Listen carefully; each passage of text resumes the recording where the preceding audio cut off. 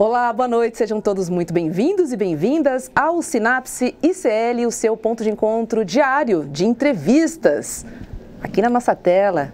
E aí, César, boa noite. Boa noite, Rô, boa noite para a nossa audiência linda. Estamos quase encerrando a semana, a primeira semana do nosso programa. É isso, muito legal. Tem se divertido por aqui, né? Muito gostoso estar do seu lado, com essa gama de entrevistados, primeiríssima qualidade, um debate maravilhoso, muito legal, Rô. E eu vou dizer para vocês, eu vejo absolutamente todos os comentários. Então eu também estou conectada com vocês. A gente no chat não fica tão ligado durante o programa, mas depois eu assisto tudo. Tenho recebido muitas mensagens, tenho recebido e-mails, César, que bom, querido, sobre o programa. Então eu estou muito feliz aí. Que bom.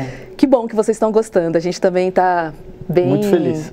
Estamos felizes, né, com esse projeto aqui no ICL e a oportunidade de falar sobre tantos temas, né?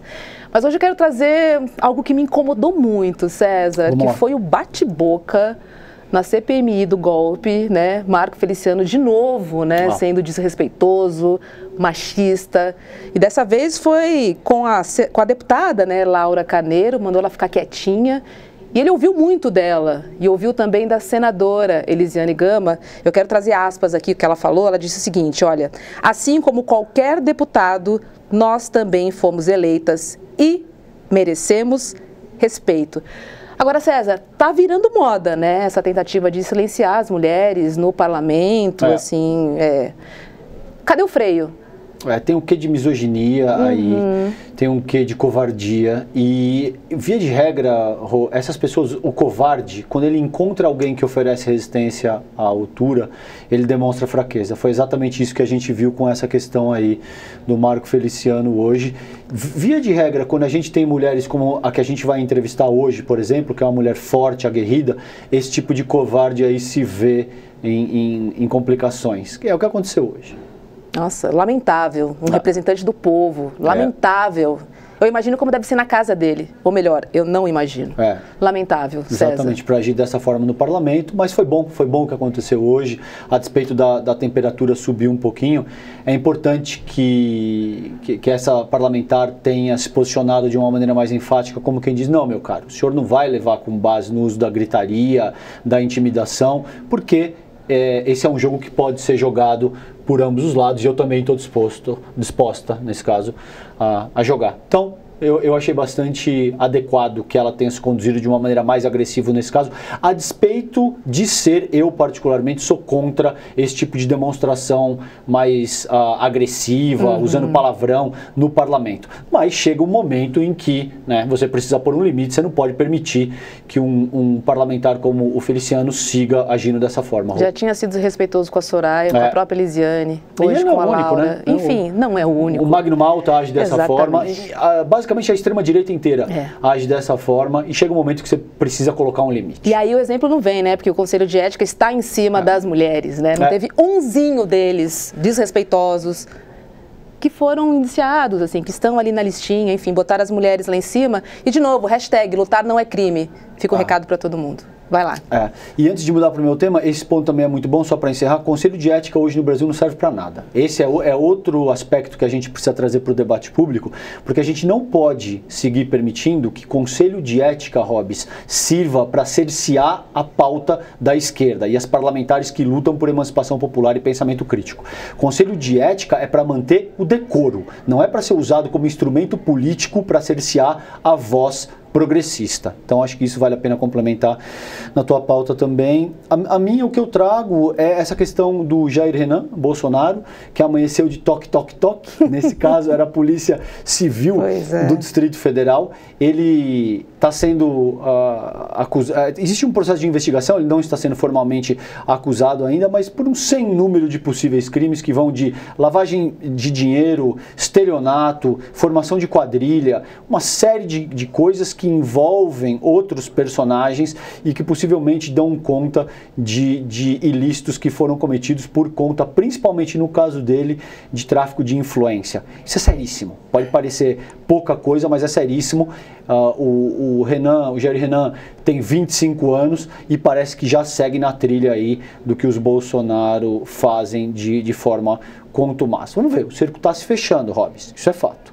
O cerco está se fechando e, ao que tudo indica, as pessoas que cometeram crime durante a gestão Bolsonaro vão ter que responder na medida da lei. A metáfora aqui é o seguinte: eles foram para a festa, encheram a cara e agora estão acordando com aquela ressaca, como quem diz, nossa, existem consequências para os nossos atos. Existem consequências. Parece que o menino podia até escolher, né, um dos presentes que o papai recebia ali.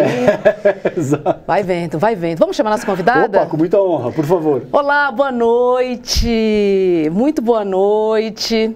Hoje a gente vai falar sobre moradia digna, hoje a gente vai falar sobre a busca de uma cidade e de um país igualitário, um país bom para todos. E quem conversa com a gente é a Carmen Silva, uma das líderes do movimento Sem Teto do Centro. Carmen, primeira coisa que eu quero te dizer, você é a primeira mulher a participar do nosso programa, as mulheres estavam reclamando que precisávamos de uma entrevistada e olha quem chegou. Carmen, seja muito bem-vinda. Que sorte a nossa ter você aqui. Boa noite a todas, todos. Obrigado pelo convite. Obrigado, né, pelas mulheres terem feito esse movimento para chamar uma mulher para o seu programa. Que bom que vocês atenderam, né? Isso mostra que vocês estão aí, não com essa conotação sexista, né? Sim com uma conotação democrática, onde todos possam ter voz. Obrigado. Obrigado, Carmen. A gente que te agradece pela tua luta, pela tua coragem e por participar hoje à noite aqui com a gente. Carmen, eu quero começar abrindo aspas sobre a sua vida. Você diz o seguinte, olha, quando eu vim da Bahia, tive que morar 1 ano nas ruas de São Paulo. Passava o dia andando a pé pela cidade e à noite ia dormir num albergue da prefeitura. Conta pra gente quem é Carmen Silva, mãe de 8 filhos. Que maravilha. Ai, gente, Carmen Silva é uma mulher preta, oriunda do Nordeste, da Bahia, do Recôncavo Baiano. Nasci no Recôncavo, fui para Salvador muito nova, sou filha de um militar com uma afro-indígena, empregada doméstica, casei muito cedo, né, para fugir de uma falsa, do patriarcado, do machismo, né? Meu pai, por ser militar, ele impunha, e como todo homem da década do meu pai, os filhos, as filhas eram para estudar, para fazer um bom casamento. Então, com o sonho de ter uma liberdade, me caso muito cedo. Foi a maior burrada que eu fiz na minha vida. As responsabilidades vieram, filhos, filhas, né? Então, eu sempre vivi à mercê do machismo, sofrendo a violência doméstica, e uma hora eu me rebelei e disse, olha, isso não é para mim. Então, resolvi vir fugida para São Paulo. Fugida para não morrer na mão de um feminicida, né? Na minha época, na minha geração, a mulher separada, ela não é bem vista. A minha família, não, assim como não aceitava o casamento, também não aceitava a separação. Como eu, deve ter muitas mulheres, muitas Carmens, muitas Marias, muitas Joanas, muitas mulheres que também passaram por isso. Mas eu resolvi me libertar disso, com determinação. Carmen Silva vem para São Paulo com um sonho, né, de todo retirante, de todo migrante, com o sonho de vir para uma grande metrópole, que lá eu iria conquistar trabalho, que lá eu iria ter moradia, e aí eu poderia, né, ter uma vida, né, familiar com os meus filhos. Eu tive que vir deixar os meus filhos, mas chegando na cidade de São Paulo, eu me vi uma refugiada no meu próprio país. A cidade não era tão acolhedora, aquele trabalho de ação, né? E infelizmente o dinheiro acabou, tá? Fui com amigos, o dinheiro acabou e você aí começa a incomodar. Como eu não queria incomodar ninguém, eu realmente fui para as ruas. Das ruas eu fui para um albergue. No albergue eu conheci uma pessoa que me chamou para o movimento Moradia. Eu confesso a vocês que toda aquela mágoa que eu tinha de São Paulo, ela morre porque eu entendi que eu não tinha nenhum pertencimento ao território, né? E como não tinha pertencimento, obviamente a cidade, eu estava num ninho estranho. Não era a minha origem. Uhum. Ô Carmen, e aí... daí, oi. Fala, não, vai em frente, querida, desculpa. E daí eu começo, de fato, a ter essa vida de andarilha, né? E vou com uma determinação, com foco. Não vou procurar meios fáceis, porque o meio fácil não era para mim, né? É muito sedutor, né? O mundo da droga, o mundo da prostituição. E eu tinha uma determinação, tinha um foco e, ao mesmo tempo, um orgulho. Eu não queria voltar derrotada, para que as pessoas não dissessem assim, eu não te disse, né? Vocês, mulheres sem homem, não é nada, né? Então, eu tinha essa determinação e aí eu conheço uma pessoa que já frequentava o movimento Moradia e ela me chama para uma reunião. Eu confesso que eu hesitei muito em ir nessa reunião e fui depois de umas 3, 4 chamadas. Ainda bem que ela não desistiu de me chamar. E chegando no movimento Moradia, eu compreendo que, assim como eu, existiam muito outras e outros que tinham os mesmos problemas ou maiores que os meus. E aí morre Carmen Silva, individualista, e nasce a Carmen Silva que pensa no coletivo, né? A mágoa que eu tinha, a destreza do sofrimento não me abateu e nem me tirou essa sensibilidade do coletivo. Muito bacana. E aí eu lembro em uma conversa que eu tive contigo, você me corrija se eu estiver errado, isso já faz alguns anos, não sei se eu lembro exatamente, mas você me disse que ali no começo de 90, né, acho que em 1990, você funda o que era então o movimento dos sem terra, do sem teto do centro. Conta pra gente um pouquinho o que é hoje o movimento do Sem Teto do Centro e qual é a importância dessa iniciativa e de iniciativas análogas, similares a essa. Carmen, por favor. Olha, eu chego na década de 90, quando eu fui para a reunião de moradia, eu fui com outro movimento, com outras siglas, né? O movimento Sem Teto do Centro, ele é formado por uma dissidência. A gente funda ele no ano de 2000. Em 94, 95, eu entro no movimento e em 1997, depois de muita mobilização, contestação, porque a mulher ela contesta tudo, né? Eu contestava porque de uma cidade vazia, com prédios abandonados, e naquela época ainda era remanescente os mutirões da Erondina, que eram em locais distantes, né? Nós só tínhamos um único mutirão na região central, que era ali no Brás, na Celso Garcia. Então, comecei a contestar o porquê morar tão longe, quando já tinha uma cidade pronta. Então, nós começamos a ocupar prédios. E em 1995, uma das primeiras ocupações, que foi a Pirineus, o Casarão Santos Dumont, em maio de 97, o antigo Casarão Santos Dumont, e em novembro de 97, aí nós ocupamos a 9 de julho, que aí eu passo a morar na 9 de julho.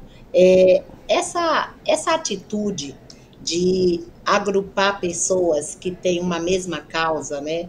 E numa organização que é pela luta pelo direito, ela é muito importante porque, assim como eu, a gente começa a abrir os olhos de outras pessoas e ter um entendimento também de como o Estado procede, né? Às vezes a gente cobra do Estado, mas a gente, como cidadão, também tem muitos deveres, né? E um desses deveres é compreender o seu território espacial, social, geográfico, para poder fazer as devidas cobranças. Inclusive participar de conferências, de audiências públicas, realmente entender como que o território procede e no que você pode estar também dentro desse território, contribuindo e participando.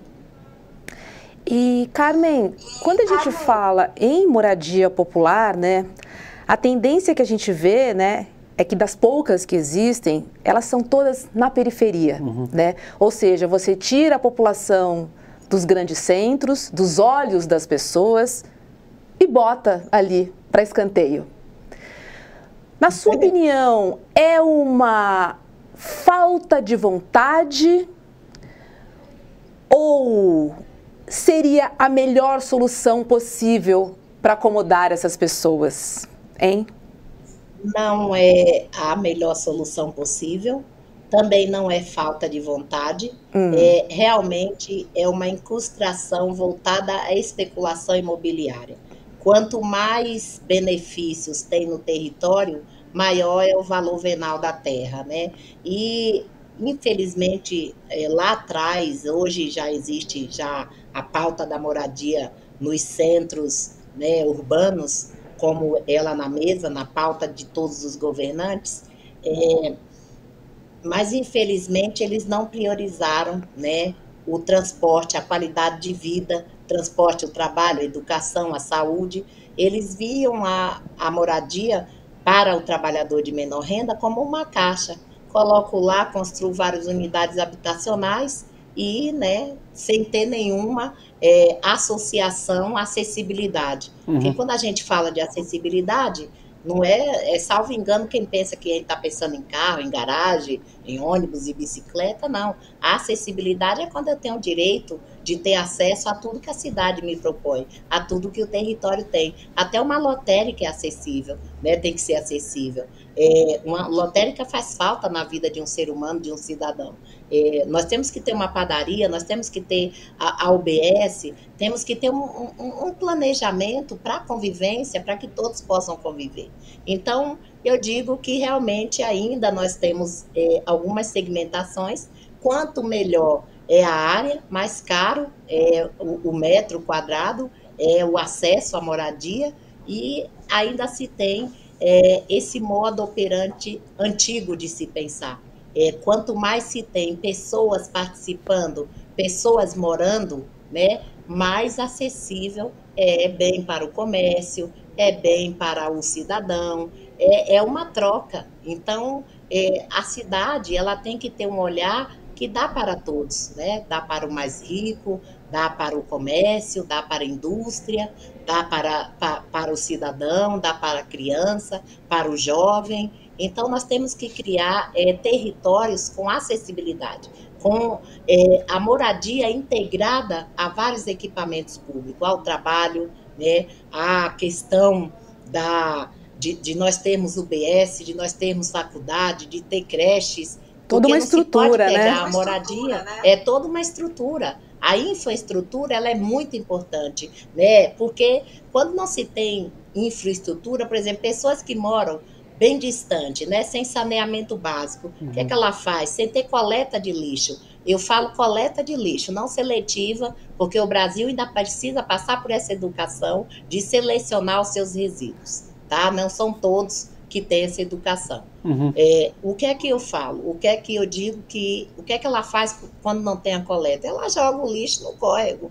Ela vai jogando o lixo próximo até a moradia dela. Se tem uma área desocupada, ela mora do lado, ali vai se formando, né, locais de descartes, e isso acarreta uma má qualidade, doenças, né, várias outras consequências da má qualidade de vida. Ô Carmen, a gente recebeu aqui num outro programa do ICL também o Boulos, que também é um guerreiro por essa pauta da moradia através do MTST. E ele fez uma crítica muito dura ao Ricardo Nunes. Ele disse que o Ricardo Nunes tem 35 bilhões de reais em caixa e que tem utilizado esse dinheiro basicamente como no capital financeiro, né? Sem aplicar naquilo que ele entende ser um aspecto fundamental para endereçar um problema enorme da cidade de São Paulo hoje, que segundo ele tem algo em torno de 52, acho que 55, talvez 1.000 pessoas em situação de vulnerabilidade, morando na rua efetivamente. Como é que você avalia essa atual gestão do Ricardo Nunes e o que você acha que pode ser feito em termos de medidas práticas para endereçar um problema tão complicado da cidade de São Paulo hoje?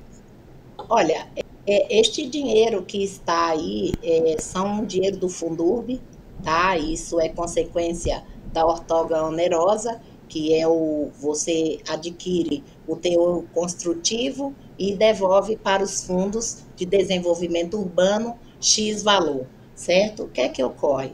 Esse Fundurb, ele é um fundo de desenvolvimento urbano que tem como característica, é dividido em moradia, educação, saúde, um pouco para cultura, mas o mau uso que nós cobramos é que esse Fundurb ele está especificamente sendo utilizado para recapeamento de rua, né? Então, talvez seja uma colocação, há necessidade de ter um recapeamento, mas que faça uma transparência, né, de como o uso desse dinheiro. Hoje tem um programa na cidade de São Paulo que é o programa Pode Entrar, né, porque a gestão, Ricardo, ele enfatiza bastante que ele até está independente do governo federal, que ele pode construir moradia, mas as moradias que ele quer construir são realmente moradias que são distantes, tem muitas entidades que não têm a documentação, não está institucionalizado, como é que vai entrar num edital de moradia, né? Então precisa de fato ter um programa que seja acessível. A população em situação de rua, hoje pelo censo, dá menos de 52 mil, mas existem muito mais. Acima de 52 mil pessoas em situação de rua. É óbvio que essas pessoas, algumas estão em estado de drogadição, umas são remanescentes das cadeias, né? Que existe um trabalho socioeducativo, de fato, para ser feito, reeducar essas pessoas. E quando eu falo reeducar, não é como você se porta, não é o seu jeito de ser. Essas pessoas têm que ser adaptadas, ter documentos em dia, porque por mais que as moradias sociais sejam de cunho social para trabalhador de menor renda, né, ele precisa ter seus documentos em dia, porque o financiador, o operador financeiro será sempre um banco, mesmo que seja um banco público, por mais que seja um percentual pequeno, mas as pessoas vão ter que pagar a água, vão ter que pagar a prestação, vão ter que pagar condomínio, e uma pessoa que está na rua sem ter essa educação, obviamente que se ela é colocada numa unidade habitacional, ela não vai se adaptar, porque ela não teve essa reeducação, não há um trabalho técnico-social. Agora, existem na cidade de São Paulo pessoas que pagam aluguel, que moram em área de risco, que vivem coabitação, que vivem de favor, que moram com a família, são quase 400 mil pessoas. Falo da capital. Tá? Da capital. Okay. Para um censo hoje, que nós já apontávamos lá atrás, e o IBGE afirma que tem para mais de 500 mil unidades habitacionais vazias e abandonadas, entre prédios, casarões, apartamentos, galpões. Então, é um conjunto. Tinha que se fazer um conjunto, né? Porque de melhorias, assim, e outra.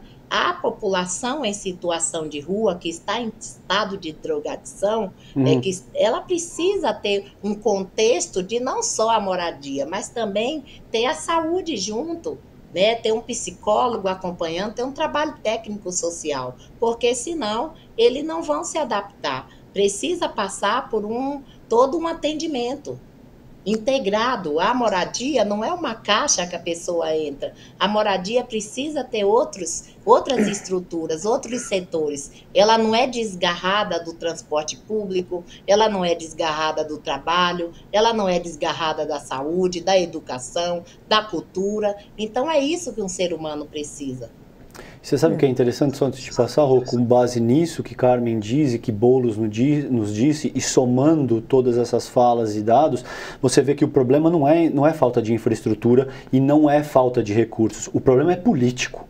O problema é estritamente político, é falta de vontade e de coesão política, porque a gente tem infraestrutura, Carmen acabou de te dar um dado de que tem mais infraestrutura do que gente precisando, e existe recurso, o Boulos nos deixou isso muito claro, 35 bi que está sendo utilizado para oferir juros, basicamente, desse montante, quando você tem dezenas de milhares de pessoas sem ter onde morar. Então a questão, é isso que eu acho que vale a pena salientar desse ponto da nossa conversa, não é falta de recurso, nem em termos financeiros e nem em termos de infraestrutura já estabelecida. A questão é política. Pois é.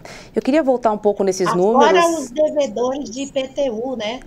Nós temos aí uma soma de devedores de IPTU muito alta, que se a Prefeitura de São Paulo tivesse a coragem de cobrar esses IPTUs, a gente estaria aí com um cofre com muito mais, né? E essas propriedades, que estão aí vazias e abandonadas, muitas vezes movimentos sociais ocupam, nós não queremos nada de graça, nós só queremos, de fato, apontar que há necessidade de uma política de Estado, né, de uma política de Estado. Hoje, eu, como líder de movimento, eu tenho uma aferição de que nós temos que ver os territórios. A cidade de São Paulo tem 32 subprefeituras, né? É uma cidade extensa de mais de 8 milhões, né, de habitantes. Obviamente que não dá para se gerir tudo isso, mas se trabalha os territórios, trabalhando do princípio do planos de bairro, né, das micropolíticas para as macropolíticas, nós estaríamos com uma referência. Ótimo ponto, Carmen. Muito bom, Carmen. Mas também me fez refletir, Carmen, sobre os latifundiários urbanos, né? Que são poucas pessoas que são donas de muito espaço, né? E aí a gente está falando de um embate de pessoas, um embate de bacanas, vamos dizer assim, em que quem mais precisa fica às margens desta decisão que nunca acontece, porque ela é recheada de interesses. Como é que funciona essa estrutura do movimento que tem que lidar, de certa forma, não diretamente, mas com certeza indiretamente, nessa briga de poder, que na verdade é uma disputa por espaço vazio, como você disse? Olha, essa disputa pelo poder, ela vem de anos, né?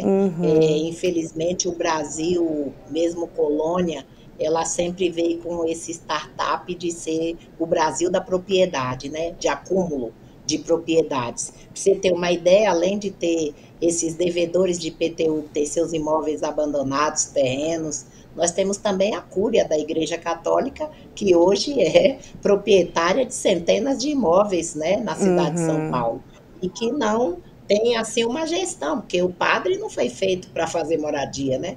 O padre não foi feito para fazer gestão de imóveis, o padre foi feito para fazer o seu papel, as suas aptidões. Por que não tratar disso de uma certa forma, essa disputa de propriedade? E o que nós queremos hoje não é só disputar a propriedade, porque a gente também é a favor de programas habitacionais com acessão de uso, de locações sociais. O MSTC, por exemplo, fez uma proposta clara à prefeitura, já que nós temos a nossa arquitetura insurgente, nós, junto com a arquitetura, né, de um DRT, de uma arquitetura que tem o seu ART, de um técnico, nós podemos ter uma seção de uso nesses prédios abandonados e ter a nossa mão de obra para fazer a própria reforma desses locais, né? Então, são várias propostas que se tem aí de uma moradia, locação social, autogestão. O que implica realmente é a vontade política.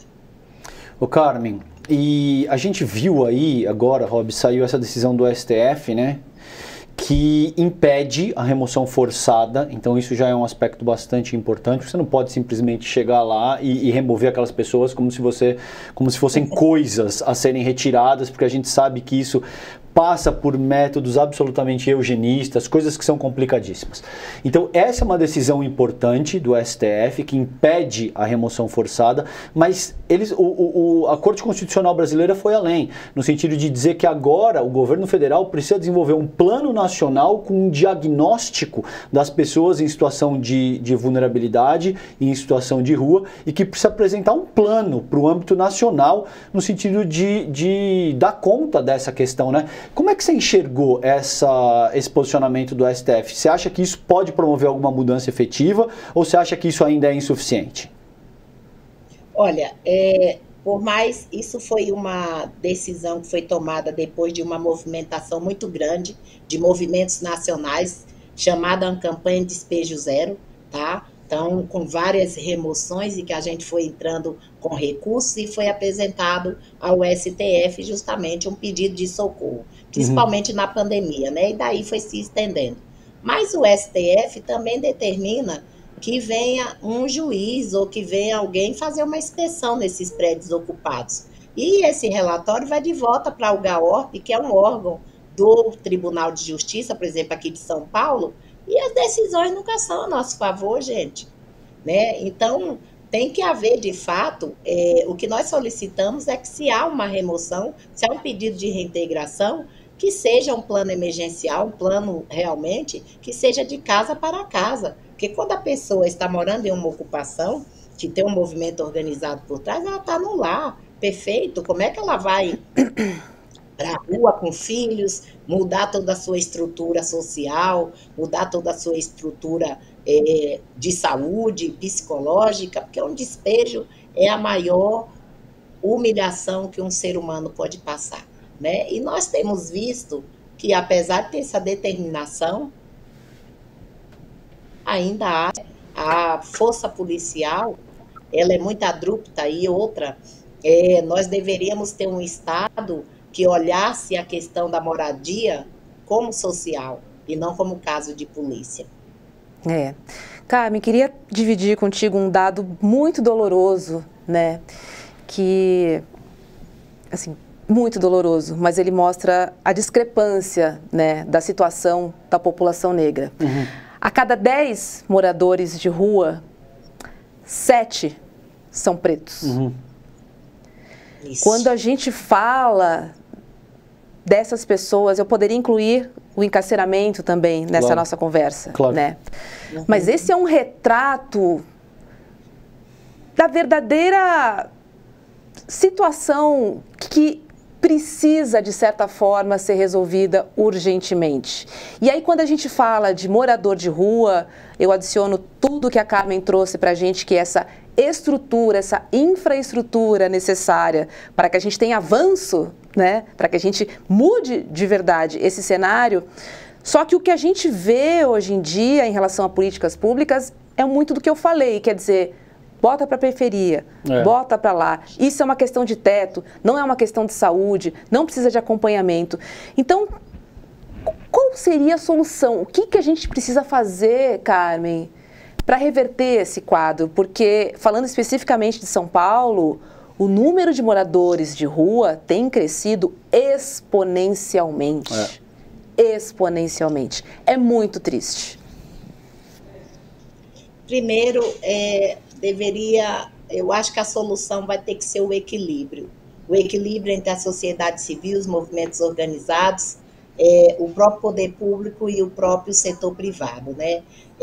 Se não houver esse equilíbrio, nada vai dar certo, porque é possível, sim, é possível se ter esse equilíbrio. Agora, nós temos que ter uma situação no poder público em que, de fato, ele tenha vontade, os seus funcionários tenham vontade, porque existe um grande número de secretarias, de setores, né? Se a gente pega uma secretaria de habitação, tem um grande número de pessoas que fazem a pesquisa, de pessoas que fazem o censo do cortiço, das pessoas que tratam o AB, que trata das áreas de risco e tal. O porquê, de fato, não fazer isso com uma boa vontade, né? Porque como que eu posso inserir a um morador em situação de rua que está acostumado a não pagar água, luz, né, de não ter nenhum compromisso, um financiamento bancário, uma moradia que ele vai ter que cuidar daquela moradia, vai ter que comprar gás, vai ter que pagar água, vai ter que pagar luz, como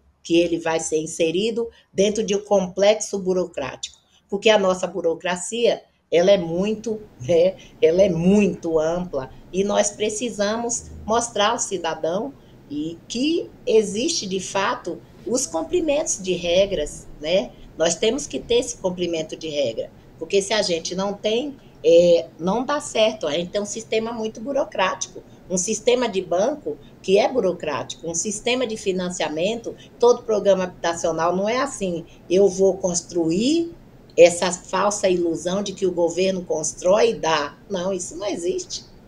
Por mais que seja uma moradia de cunho social, um equipamento público, tem lá todo o seu regramento.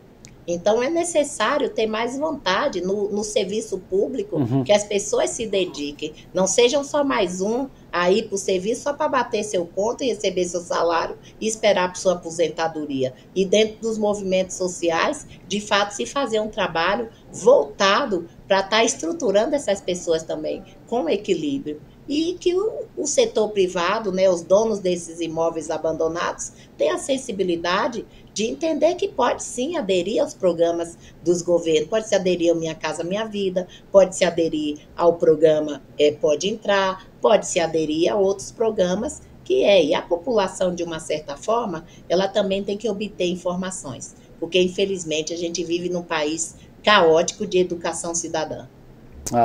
Ô Carmen, e teve uma fala do Stedley, seguramente se acompanhou aí no parlamento recentemente, no qual ele disse o seguinte, abre e fecha aspas, Rô, ele disse assim, não é porque somos, eu gostei muito disso, ele disse, não é porque somos camponeses que podemos ser ignorantes. Ele disse, aqui no movimento ninguém pode ser ignorante, você tem a obrigação de estudar e se instruir. E isso é absolutamente fundamental para qualquer movimento social, porque toda essa dimensão da potencialidade atrelada a um movimento social está diretamente correlacionada com o nível de instrução das pessoas que compõem aquele determinado movimento. Então, se essa população se instrui, lê, entende o que está em jogo, entende a dinâmica de funcionamento da república ou de uma cidade, por exemplo, no caso, a gente está discutindo aqui mais especificamente com a Carmen a questão de São Paulo, é óbvio que é muito mais difícil de segurar essa população. Como é que você sente isso, Carmen, enquanto liderança desse movimento sem teto do centro? Você acha que é pertinente essa colocação? Como é que você avalia isso? Ela é muito pertinente porque nós, dentro dos movimentos sociais, a primeira educação que a gente dá vai além da restrita, certo? É a educação de como o cidadão se porta, principalmente com seus documentos. Porque não adianta, vou dar um exemplo aqui muito nítido que a gente vê, a reclamação que meu Bolsa Família foi cortado. Mas ela foi no CRAS, né, atualizar o NIS, ela tem um cadastro no CAD único para receber o Bolsa Família, né? Então essa é a primeira paleta que nós fazemos dentro do movimento, é a educação cidadã, seus documentos, a participação em conferências, muitas pessoas, vou te dizer, quando se fala a nível de educação, o povo brasileiro é um povo que não tem formação independente de classe social. Nós, os movimentos, procuramos mostrar ao cidadão que ele é um cidadão de participação, que ele tem o direito a participar da descentralização do poder público. Muitas pessoas não sabem, de classe média, alta ou de outro, ou mais alta ainda, que pode escolher seus conselheiros tutelares, que podem votar para eleger os seus conselheiros de habitação, que pode votar no conselheiro de mulheres, né, nas mulheres para o Conselho de Políticas Públicas, porque essa educação cidadã é o que provém. Agora, óbvio que a gente também alimenta um desejo de que nossos associados estudem, por isso a gente faz várias parcerias. Nossas crianças, nenhuma estão fora da escola, nenhuma. Essa é uma cobrança que a gente já faz imediatamente aos pais. E Carmen, você já participou de várias ocupações e eu estou muito curiosa para entender com você os bastidores, como é que funciona o processo de uma ocupação? Quando é que o movimento toma essa atitude? Ele está pautado em quê? Ele tem algum tipo de suporte?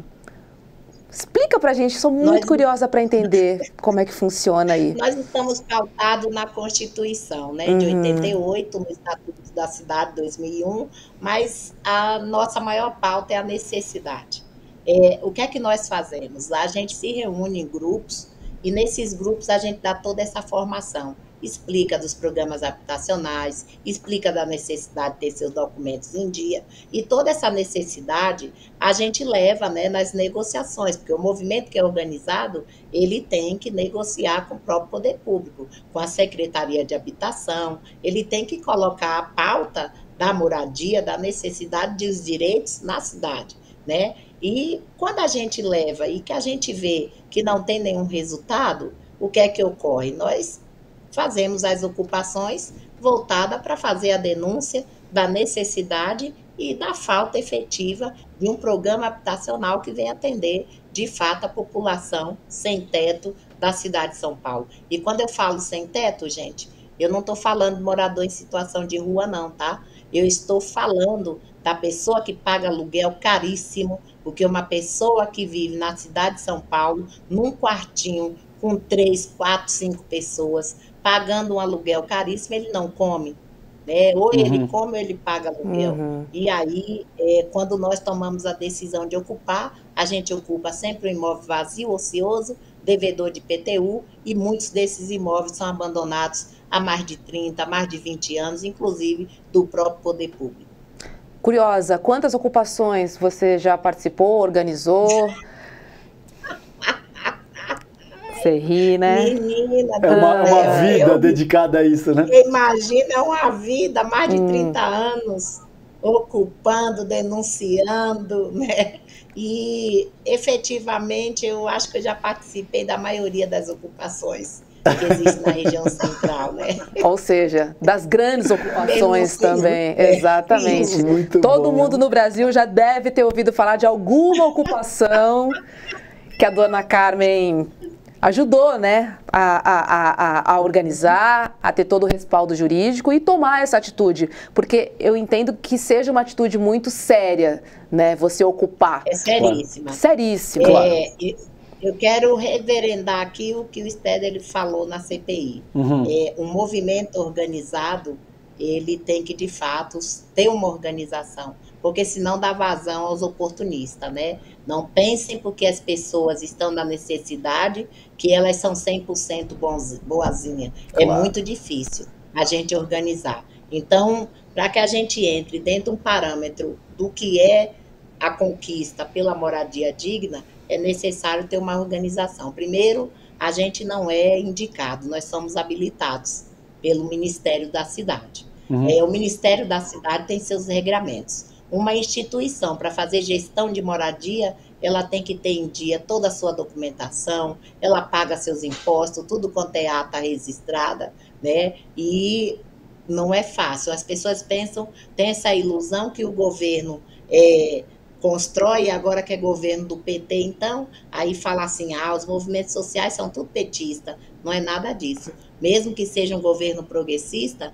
mas os movimentos, ele tem que entrar dentro dos editais, é uma licitação. Se ele tiver mérito para entrar nesses editais e ganhar, né, esse edital, ele também tem que prestar conta, é por medição. Uma obra, ela é feita através de medição. Tá? A Caixa Econômica vai lá com seus engenheiros medir a obra. Se a obra atingir o índice, né, da medição, ela recebe o dinheiro. Se não, ela não recebe. Então, não é fácil, tá? Não é fácil organizar as pessoas, prepará-las para esse momento, como também não é fácil participar desse edital. Ô Carmen, e você agora no começo da gestão Lula foi nomeada para a chefia da assessoria de participação social e diversidade da pasta do Geraldo Alckmin, né? No Ministério do Desenvolvimento e Indústria e Comércio. Isso. Conta um pouquinho para a gente, como é que está sendo essa experiência, por favor. Olha, para mim está sendo uma grande experiência, né?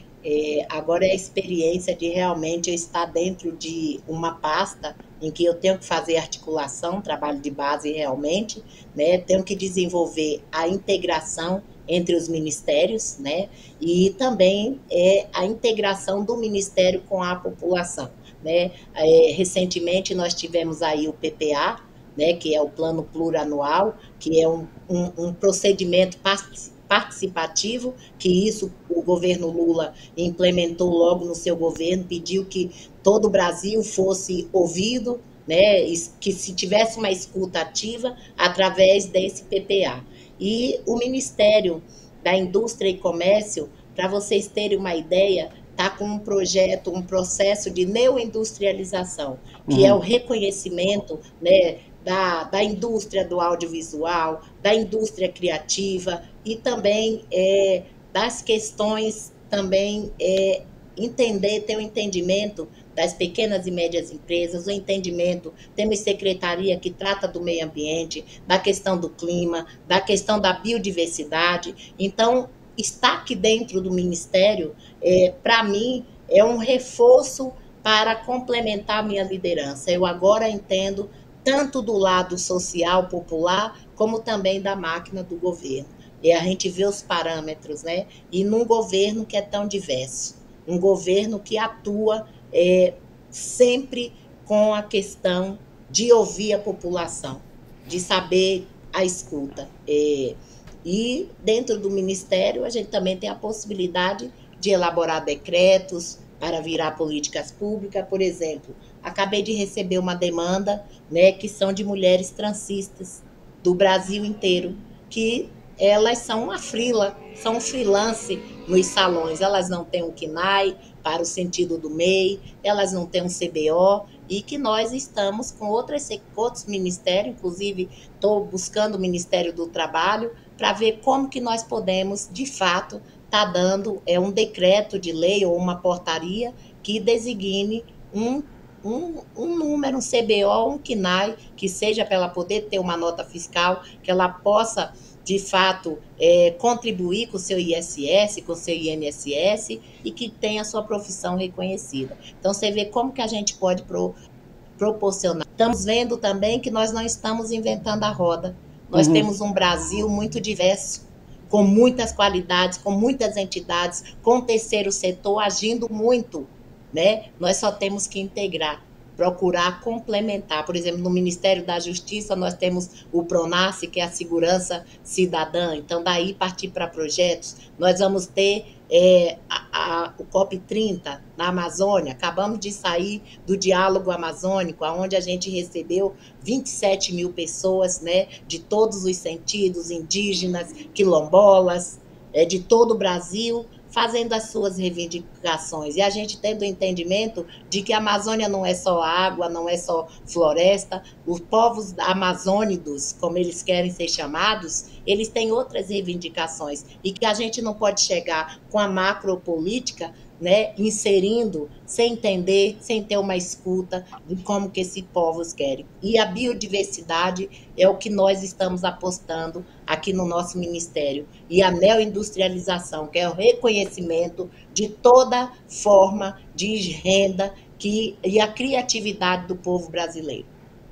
Carmen, aproveitar que você falou sobre mulheres, né, eu queria fazer um recorte em relação às pessoas que moram nas ruas, né, os moradores, né, sem teto, especificamente para as mulheres, né, que estão nas ruas, a vulnerabilidade de ser mulher, mulher que não abandona os seus filhos, né, mulheres que têm um papel social, um motor muito importante de toda a sociedade, independentemente da classe.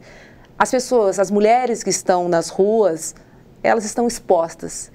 Existe um trabalho específico para acolher essas mulheres? Olha, existem. Hoje o Pop Rua tem suas coordenações a nível municipal, estadual e nacional, né, com suas reivindicações, e a gente vê que essas mulheres estão à frente dessa liderança, né? Nós temos menos mulheres na rua do que homens, tá? Mas, de toda forma, não é fácil. Agora, existem também uma forma de escolha de vida. Uma coisa que nós não podemos incrustar é o nosso modo de vida nessa pessoa. A pessoa que está em situação de rua, ela também tem o direito de fazer a sua escolha, tá? Nós podemos fazer qualquer trabalho para que seja mais acolhedor, mas a gente tem que deixar a opção para que esta pessoa decida o que ela quer fazer. Sobre isso, é algo que eu acho que é muito pertinente nessa discussão, e a gente estava conversando com o Boulos também, e ele estava dando conta desse projeto mais amplo, né, que integra, portanto, moradia, saúde, uma proposta de trabalho para que a pessoa se sinta produtiva e tal. E via de regra, e tem essa questão, e é aí que eu gostaria de te ouvir, Carmen, que é um tema sensível. É um tema sensível, porque você abre toda uma complexidade, porque na medida em que você vai colocar essas pessoas para trabalharem, ou pelo menos vai abrir a possibilidade para que elas trabalhem, tem uma série de questões que precisam ser trabalhadas com muita propriedade e com muito cuidado. Porque senão o tiro pode sair pela culatra, literalmente, considerando que você vai criar uma indústria aí. Como é que você sente isso, Carmen, no que diz respeito a endereçar essa questão especificamente do trabalho para as pessoas que estão em situação de vulnerabilidade, situação de rua? Primeiro, nós temos que entender que as pessoas às vezes vivem na rua, mas elas não vivem sem trabalhar, tá? Primeiro, quando ela vende uma latinha, ela teve que catar essa latinha, ela está trabalhando. Certo. Quando ela vai vender um papelão, ela teve que catar o papelão e tá, né? A gente vê nas ruas, nas praças, muitos ali vendendo produtos, roupas, tênis que eles ganham, né? Então, tem muitos que estão em situação de vulnerabilidade, de situação de rua, mas eles trabalham. O que nós temos que fazer é um trabalho conjugado, porque muitas vezes ele não vai se adaptar também a trabalhar numa empresa que tem a hora para entrar, que tem a hora para sair, que tenha toda essa coisa, né? Então, a gente tem que ter um cuidado. Então, antes, eu costumo dizer assim, nós temos que ter uma porta de entrada, um térreo, que é uma porta de entrada, aonde a gente vai fazer a escuta dessas pessoas, certo? Dessa escuta, aquelas pessoas que estarão preparadas, que se sentem preparadas, a gente coloca num mezanino, certo? Desse mezanino, a gente vai ter que fazer avaliação e aí vai levando, mas não adianta só dar o trabalho sem ter um acompanhamento, porque não se pode soltar essa pessoa dentro de uma empresa. Então, tem que ter quem por trás, tem que ter um técnico social, um psicólogo, um assistente social acompanhando, um sociólogo, alguém que, de fato, um educador, que vá acompanhar essa pessoa dentro da empresa. Então, as pessoas têm mania de dizer, trabalho resolve. Poxa, mas quem vai acompanhar? Será que a pessoa tem uma roupa para ir trabalhar? Será que a pessoa está preparado para chegar lá, tomar o banho todo dia? Porque quem está em situação de albergue, a pessoa chega 6 da tarde, senão não tem como dormir, né? Aí tem que levantar 5 da manhã para tomar um café para sair. Será que ele tem uma roupa? Tem um lugar para passar uma roupa? Então, são várias diretrizes, várias congruências que tem que estar junto, caminhar junto. Não é só o trabalho vai resolver. Não vai. Se não houver um acompanhamento logo, não vai. Ô Carmen, e daí a importância, Robes, de um conselho do Paulo Freire. Veja por que o Paulo Freire é um tamanho gênio, a meu ver, pelo menos, da pedagogia. Ele fala dos temas geradores e ele fala da importância de que a Roberta, quando a gente estiver lidando com a Roberta ou com o César, dos temas que são importantes para que você perceba o mundo através daquilo que faz sentido para você.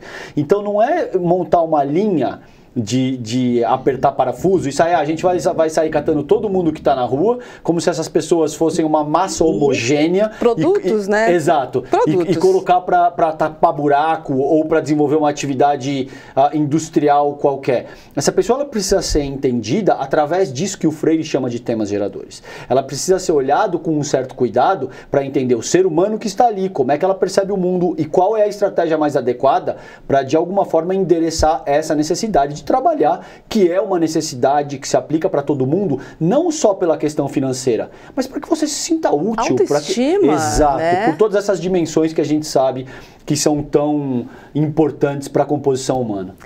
Carmen, queria apontar para o sol, na verdade, e entender com você, de fato, quando a gente consegue tirar uma pessoa das ruas e dar um teto para ela, o que isso representa de fato na vida dessa pessoa? Que transformação que acontece na vida dessa pessoa, obviamente respeitando a individualidade de cada um e as vontades de cada um, hein? Quando uma pessoa que está em situação de rua chega até o movimento, a gente sempre cobra de quem o trouxe e como ele veio, de onde ele veio, um acompanhamento, tá? Porque a gente sabe a dureza, o que é dentro de uma ocupação, que às vezes as pessoas pensam assim, dentro de ocupação é um local a ermo, onde todo mundo faz o que quer. Ao contrário, é o local mais organizado. A gente tem uma centralidade de organização orgânica, sabe? Onde as pessoas trabalham no coletivo, onde as pessoas participam de assembleia, de reuniões, onde as pessoas vão se formando no dia a dia. Então, muitas vezes é difícil para essa pessoa, mas quando a gente consegue ver que essa pessoa conseguiu ser resgatada, né? Ela consegue ter a autoconfiança, primeiramente em si, depois em nós. Para nós é uma felicidade imensa, né? E para mim, que já tirei mais de 3.000 pessoas da rua, assim, de pagar aluguel, quando eu falo pessoas pagavam aluguel, é ver a criança que chega na ocupação, ela comer as 3 refeições. E a gente vê a bochecha dela rosada, sabe? Ela sabe que não precisa mais ir para a escola para poder comer. ela vai para a escola para aprender, ela vai para a escola para brincar, ela vai para a escola para se socializar.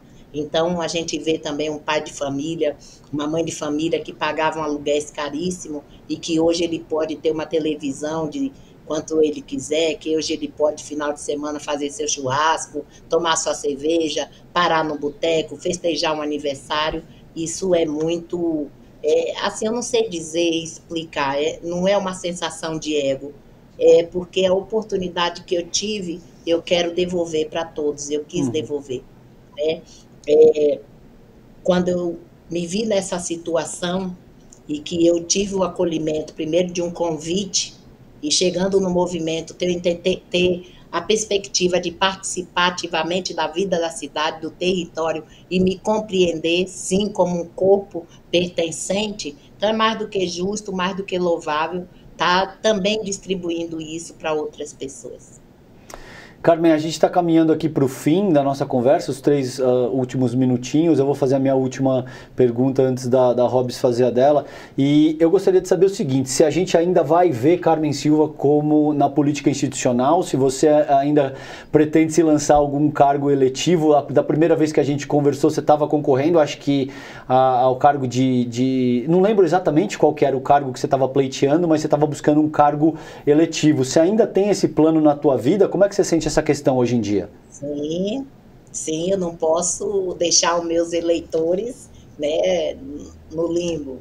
Então, 2024, estou aí para o pleito de vereança, né? Eu saí a primeira vez para a vereança, tive 12.500 votos, assim, votos orgânicos no tete-a-tete, que é básico que eu sei fazer. Depois, para a deputada estadual, eu dobrei, fui para 24.500 e poucos votos, tive votos em 137 municípios do estado de São Paulo, tive na capital 17.000 votos, então todo mundo que eu encontro fala, sou eleitora, você não vai desistir? Não irei desistir. 2024, Carmen Silva vem para a vereança. Opa, muito maravilha. Bom. Carmen, minha última pergunta para você é bem prática. Eu queria te perguntar o que o César, o que a nossa audiência... O que a gente consegue fazer? O que é possível fazer para somar nessa causa? Boa, Robs. Hein? Como a gente pode estar junto?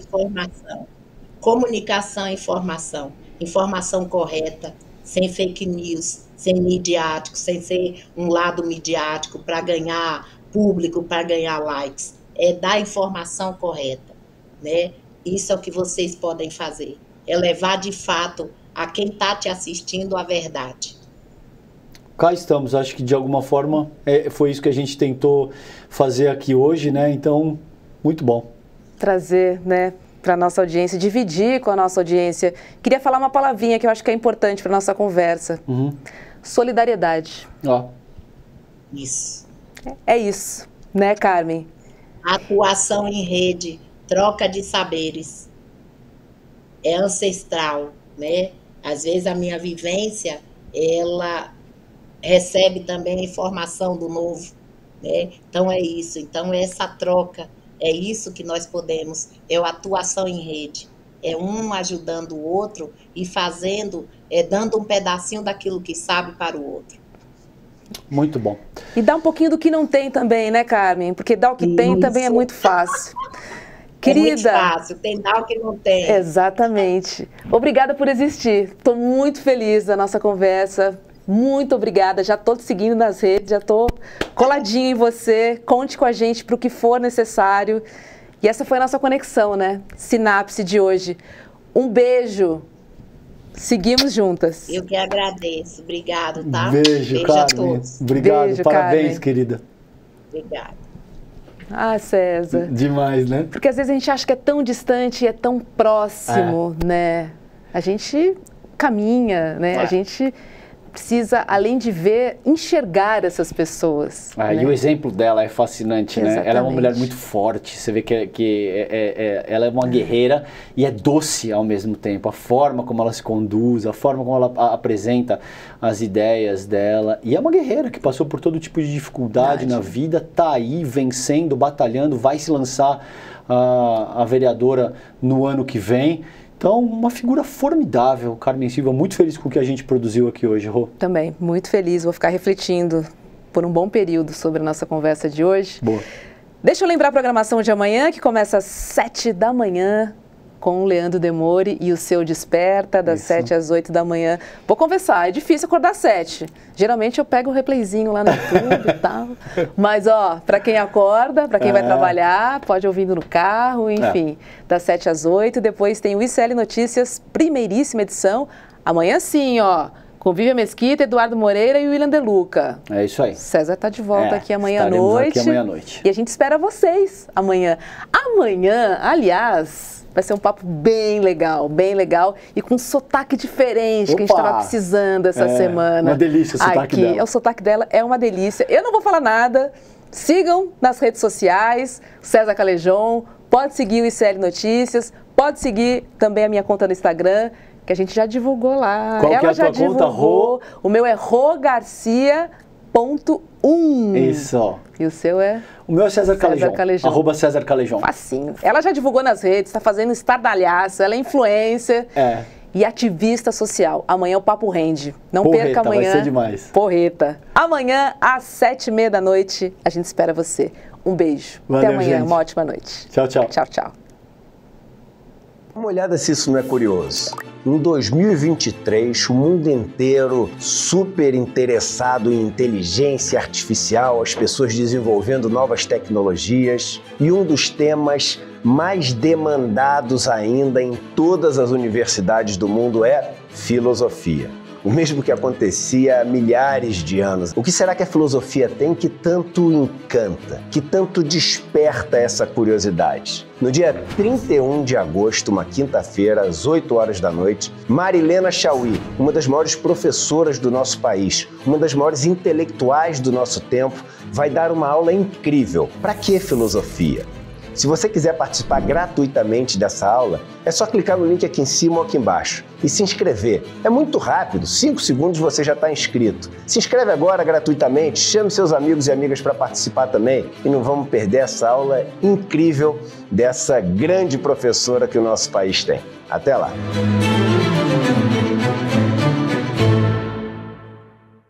Programação completa de sexta-feira, 25 de agosto. Às 7 horas, Desperta ICL. Às 8 horas, ICL Notícias. 10h30, Em Detalhes, com Gabi Varela. Às 11 horas, ICL Mercado e Investimentos. Às 13 horas, aula de contabilidade para pequenos empreendedores, com o Dr. Ari Ferreira de Abreu. Às 18 horas, ICL Notícias, segunda edição. Às 19 horas, aula de música para cinema com André Abujanra. Às 19 horas, temos também aula interativa de inglês ao vivo com a professora Andréia Cipoli. E às 19h30, para finalizar o dia, Sinapse ICL. Para saber mais, acesse icl.com.br e confira toda a nossa programação.